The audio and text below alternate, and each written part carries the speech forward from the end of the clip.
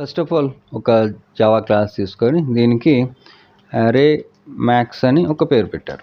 Class లోపల ఒక main method తీసుకున్నాను. ఇప్పుడు చూడండి, మనకు ఒక యారే ఉండాలి. ఆ యారే లోపల ఏది హైయెస్ట్ వాల్యూ ఉన్న ఎలిమెంట్స్ అన్నిటిలోకి ఏది హైయెస్ట్ వాల్యూ ఉందో అది గెట్ చేస్తున్నాం. కాబట్టి ఫస్ట్ ఆఫ్ ఆల్ మనకు ఒక యారే కావాలి, అది ఇంటీజర్ యారే. కాబట్టి ఇంట్ square brackets is equal to for example scores పేరుతో నేను ఒక యారే క్రియేట్ చేస్తున్నాను. ఇక్కడ 55, 68, అలాగే 78, అలాగే 89, 125, 136, 135, 145 అండ్ 566 అని ఇలా కొన్ని ఎలిమెంట్స్తో ఒక యారే తీసుకున్నాను. స్కోర్స్ పేరు పెట్టాను దీనికి. ఇప్పుడు మనం వీటిలో హైయెస్ట్ వాల్యూ ఏదో గెట్ చేసి స్టోర్ చేయడానికి మనకి ఒక వేరియబుల్ కావాలి. బిగ్ వాల్యూ అని ఒక పేరు పెట్టాడు. ఇది ఇప్పుడు మనకి ఒక ఫంక్షన్ నుంచి రిటర్న్ అవుతున్న వాల్యూని స్టోర్ చేస్తుంది. కాబట్టి ఇది నేను ఫైండ్ మ్యాక్స్ పేరుతో ఒక ఫంక్షన్ క్రియేట్ చేయబోతున్నాం. ఆ ఫంక్షన్ అనేది స్కోర్స్ యారేని ఆర్గ్యుమెంట్గా తీసుకుంటుంది. ఇక్కడ నుంచి మనకి రిటర్న్ అవుతున్నది ఈ బిగ్ వాల్యూలో స్టోర్ చేస్తాం. ఇప్పుడు మనకి వస్తున్నది సింగిల్ వాల్యూ కాబట్టి అసౌట్ చేస్తూ డైరెక్ట్గా ఈ బిగ్ వాల్యూని highest max value in our array, max value is in index, లేదా మ్యాక్స్ వాల్యూ ఈజ్ అని రాస్తుంది. ఇండెక్స్ రాదు ఇక్కడ, మ్యాక్స్ వాల్యూ ఈజ్ అని రాసి కాంకాటినేట్ చేస్తూ బిగ్ వాల్యూని ప్రింట్ చేస్తున్నాం. ఇప్పుడు చూడండి, మనకు ఒక మెథడ్ కావాలి కదా. ఈ ఫైండ్ మ్యాక్స్ అనే మెథడ్కి ఇక్కడ పబ్లిక్ స్టాటిక్, ఇది రిటర్న్ చేస్తున్నది మనకి ఇంటీజర్ కాబట్టి ఇంట్ ఫైండ్ మ్యాక్స్ మనం పెట్టుకుంటున్న పేరు ఫైండ్ మ్యాక్స్. ఇది తీసుకుంటున్న ఆర్గ్యుమెంట్ మన యారేకి మనం పెడుతున్న పేరు స్కోర్స్ అందామా లేకపోతే కలెక్షన్స్ అందాం. తర్వాత మనం ఏమో సెర్చ్ చేయట్లేదు కదా, just only greater value get చేస్తున్నాం. సో ఓన్లీ మన యారేని పారామీటర్ కింద పాస్ చేస్తే సరిపోతుంది. పారామీటర్ కింద తీసుకుంటే మన యారేని సరిపోతుంది. సో ఇప్పుడు నెక్స్ట్ స్టెప్లో మనం ఒక కండిషన్ రాయాలి. ఈ కండిషన్ ఏంటి? యారేలో ఎలిమెంట్స్ ఉన్నాయా లేదా. సో అది మన ఫస్ట్ కండిషన్. ఇఫ్ ఇక్కడ call dot length equal to 0 అంటే యారేలో ఏ ఎలిమెంట్స్ లేకపోతే ఇప్పుడు మనం ఒక ఎర్రర్ త్రో చేస్తాం. సో దీనికోసం throw new illegal argument exception. ఇక్కడ ఒక ఎక్సెప్షన్ రాయడానికి ఇల్లీగల్ ఆర్గ్యుమెంట్ ఎక్సెప్షన్. దీనికి మనం ఒక స్టేట్మెంట్ రాయొచ్చు, యారే must have elements.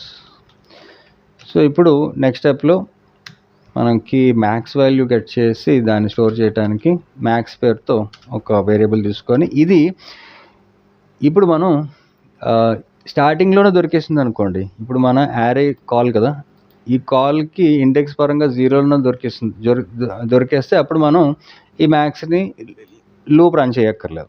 In case దొరకకపోతే మనం లూప్ రన్ చేస్తూ కంపేర్ చేస్తాం. కాబట్టి మ్యాక్స్ ఈజ్ ఈక్వల్ టు మన యారేలో ఉన్న 0th పొజిషన్ పాస్ చేసిన తర్వాత ఇప్పుడు ఫార్ లూప్ తీసుకొని ఫార్ ఇనిషియలైజేషన్. ఇక్కడ ఇనిషియలైజేషన్ ఎక్కడి నుంచి స్టార్ట్ చేస్తాం? మనం 1 నుంచి స్టార్ట్ చేస్తాం. ఎందుకు అంటే ఆల్రెడీ 0లో ఉంటే మనకి ఈ లూపే రన్ అవ్వదు. 0 ఇండెక్స్లోనే మనకి హైయెస్ట్ వాల్యూ దొరికేస్తే లూపే రన్ అవ్వదు. కాబట్టి ఇక్కడ మనం ఏం చేస్తున్నాం, ఇండెక్స్ మన స్టార్టింగ్ పొజిషన్ ఇండెక్స్ 1 నుంచి స్టార్ట్ చేస్తున్నాం. అలాగే కండిషన్ అనేది I less than call dot length -1. అలాగే ఇంక్రిమెంట్ కోసం i++. ఇలాగ లూప్ రన్ అయిన తర్వాత లూప్ ఎంతవరకు రన్ అవ్వాలి? మన హైయెస్ట్ మ్యాక్సిమం వాల్యూ దొరికినంత వరకు. దొరికిన తర్వాత దేన్ని అప్డేట్ చేయాలి? ఈ మ్యాక్స్ని అప్డేట్ చేయాలి. కాబట్టి ఇక్కడ మనం మళ్ళీ ఇంకొక ఇఫ్ కండిషన్ తీసుకొని మన యారేలో ఉన్న ఇండెక్స్ని గ్రేటర్ దెన్ మ్యాక్స్ అనే కండిషన్తో మ్యాచ్ చేసి, ఇలాగ మ్యాచ్ అయినప్పుడు ఈ యారేని ఈ మ్యాక్స్కి అప్డేట్ చేస్తాం. దానికి మనం రాసేది max is equal to call square బ్రాకెట్స్లో ఇండెక్స్. సింపుల్, ఇంతే. ఇలాగ మనం మ్యాక్సిమం వాల్యూని మన యారే లోపల ఉన్న బిగ్గెస్ట్ వాల్యూని మ్యాక్స్ అనే వేరియబుల్కి అప్డేట్ చేసిన తర్వాత ఇన్ కేస్ మనకి ఇక్కడే దొరికేస్తే మనం సింపుల్గా మ్యాక్స్ని రిటర్న్ చేసేస్తాం. కాబట్టి ఇక్కడ రిటర్న్ మ్యాక్స్ ఇలాగా రిటర్న్ చేసిన తర్వాత ఇప్పుడు ఆల్రెడీ స్టేట్మెంట్ కూడా రాసాం కదా ఇక్కడ. అయితే ఇక్కడ నేను సార్టెడ్ యారే రాశాను, సార్టెడ్ యారే అవ్వవసరం లేదు. సో ఇక్కడ నేను ర్యాండమ్గా 2 అని, తర్వాత 46 అని, తర్వాత 11 అని, ఇలా కొన్ని ర్యాండమ్ వాల్యూస్తో ఒక యారే తీసుకున్నాం.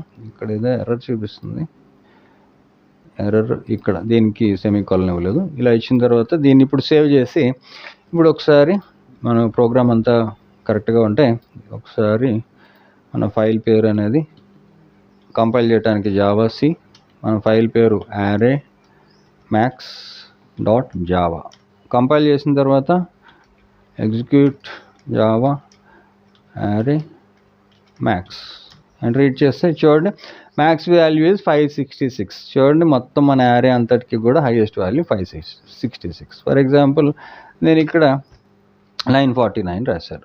ఇప్పుడు దీన్ని సేవ్ చేసి మళ్ళీ ఒకసారి కంపైల్ చేసి ఎగ్జిక్యూట్ చేస్తే చూడండి ఇక్కడ ఏదో తప్పింది. మనకి ఎందుకు సేవ్ చేసాం కదా, సేవ్ చేసాం అయినా సరే ఒకసారి అంటే ఇక్కడ కోడ్ తప్పు రాసామేమో తెలీదు, ఒకసారి చెక్ చేద్దాం. 566 వస్తుంది కానీ ఇలా కాదు, 949 రావాలి. అంటే ఎక్కడ తప్పు చేసాం, అదేంటి అంటే ఆ తప్పు అనేది ఇది. ఎందుకంటే అలవాట్లో ఇక్కడ ఎప్పుడు కూడా ఫర్ లూప్ యూజ్ చేసేటప్పుడు కండిషన్ని యారేకున్న లెంత్కి -1 అని రాస్తున్నాం. ఇది ఇలా రాసినప్పుడు ఎప్పుడు లాస్ట్ ఎలిమెంట్ని సెర్చ్ చేయదు. కాబట్టి ఇక్కడ చూడండి మనకి లాస్ట్ ఎలిమెంట్ 949 ఉంది కదా, దీన్ని చేంజ్ చేయకుండా ఫర్ ఎగ్జాంపుల్ నేను 949 తర్వాత మళ్ళీ ఒక 1145 అని, తర్వాత ఒక 1200 అని ఇలా రాశాను. ఇప్పుడు చూడండి ఫర్ ఎగ్జాంపుల్ నేను సేవ్ చేస్తే ఇక్కడ మళ్ళీ మనం టెర్మినల్ ఓపెన్ చేసి కంపైల్ అండ్ ఇప్పుడు చూడండి మనకి హైయెస్ట్ ఎలిమెంట్ 1145 వచ్చింది. అంటే ఇక్కడ ఏమవుతుంది, లాస్ట్ ఎలిమెంట్ని చెక్ చేయట్లేదు. ఇక్కడ మనకి ఏం కావాలి, ఈ -1 తీసేస్తే సరిపోతుంది కండిషన్. సో ఇక్కడ ఒకసారి సేవ్ చేసి చూడండి ఇక్కడ మన కండిషన్ అనేది ఇది కరెక్ట్ చేసాం. సో ఇప్పుడు టెర్మినల్ ఓపెన్ చేసి కంపైల్ ఎగ్జిక్యూట్ చేస్తే చూడండి ఇప్పుడు 11,200 మన ఈ వాల్యూ. ఫర్ ఎగ్జాంపుల్ నేను ఇంకొకటి 13,600 రాశాను. ఇప్పుడు దీన్ని సేవ్ చేసి కంపైల్ ఎగ్జిక్యూట్ చూడండి 13,600. సో ఇలాగా మన యారేలో ఉన్న హైయెస్ట్ వాల్యూని, మ్యాక్సిమం వాల్యూని ఇలాగ మనం గెట్ చేయొచ్చు.